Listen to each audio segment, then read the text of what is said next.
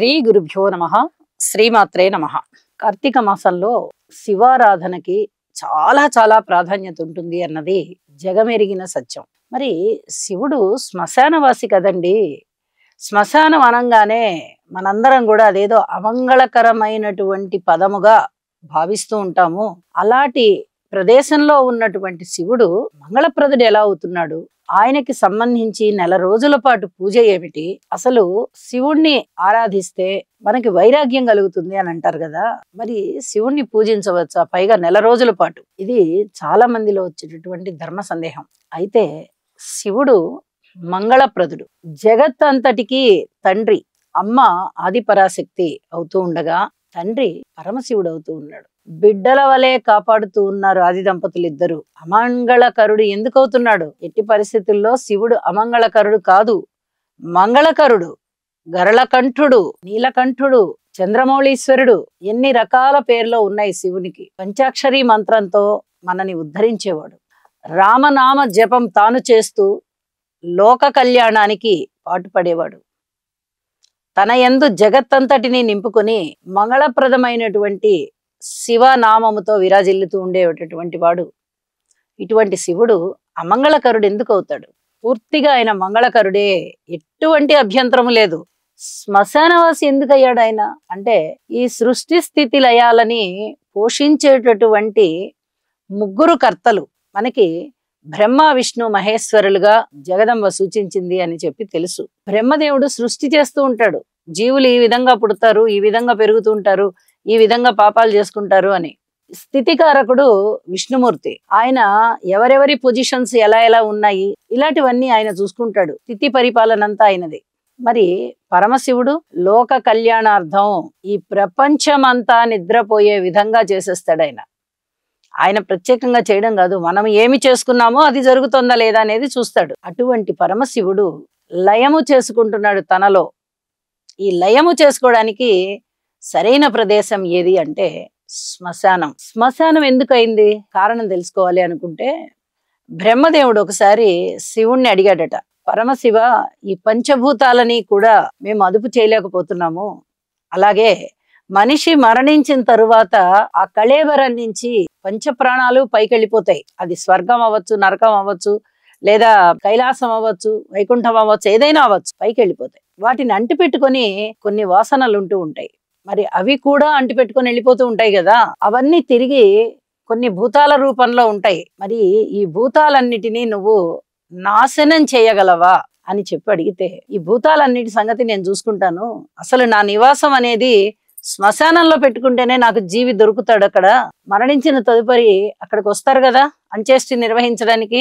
ఆ మృతదేహాన్ని తీసుకుని వస్తారు కదా, ఇప్పుడు నేను పట్టుకుంటాను. లయకారుణ్ణి కదా, నాకు తెలియకుండా ఏమీ జరగవు. కాబట్టి నేను ఈ విధంగా చూసుకుంటాను, నువ్వు నిశ్చింతగా ఉండు బ్రహ్మదేవ అని చెప్పాట. బ్రహ్మదేవుడు నిశ్చింతగా ఉన్నాడు. ఇక పరమశివుడు ఈ భూతాలన్నిటికీ నాథుడవుతున్నాడు.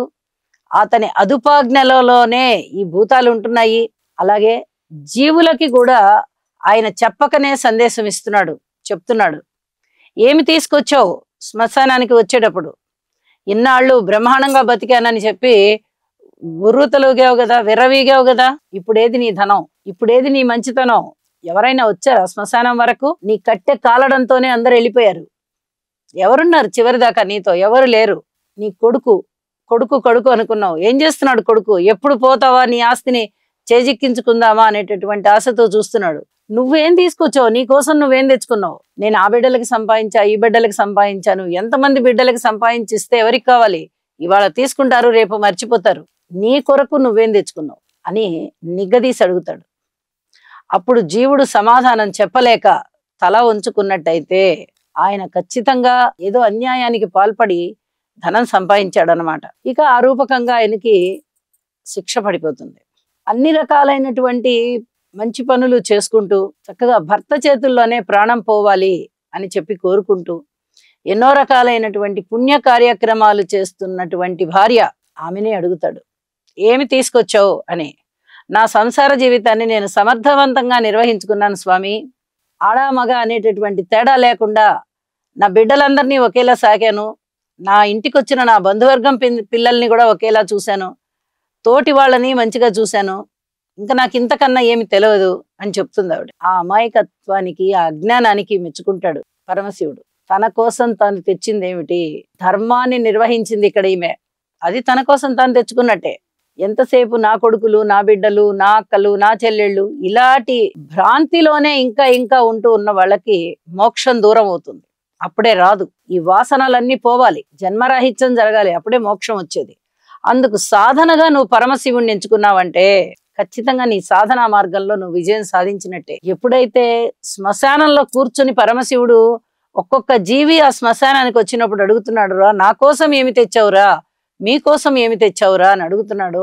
తన కోసం తేవడం అంటే ధర్మం కోసం తేవడం. పరమశివుని కోసం ఎవరు ఏమి తీసుకెళ్లలేరు. బ్రతికి ఉండగా మనం ఏదైనా ఆహార పదార్థాలు నివేదన చేయొచ్చు, లేదా బంగారు ఆభరణాలు చేయొచ్చు, ఇలాంటివి ఏమైనా చేయొచ్చు. కానీ తను మరణించిన తర్వాత కొడుకు చేత ఏమైనా చేయించగలుగుతాడా? ఏ తండ్రి అయినా, ఏ తల్లి అయినా వద్దులే అనేస్తుంది. అలాగే ఇక్కడ కూడా ఎన్నో రకాలైనటువంటి పాపాలు చేసుకుని, పుణ్యాలు చేసుకుని తుది యాత్రగా శ్మశానానికి చేరినటువంటి జీవుడు శివుడికి సమాధానం చెప్పవలసి వస్తుంది. కాబట్టి మంచి చేసుకోవాలి.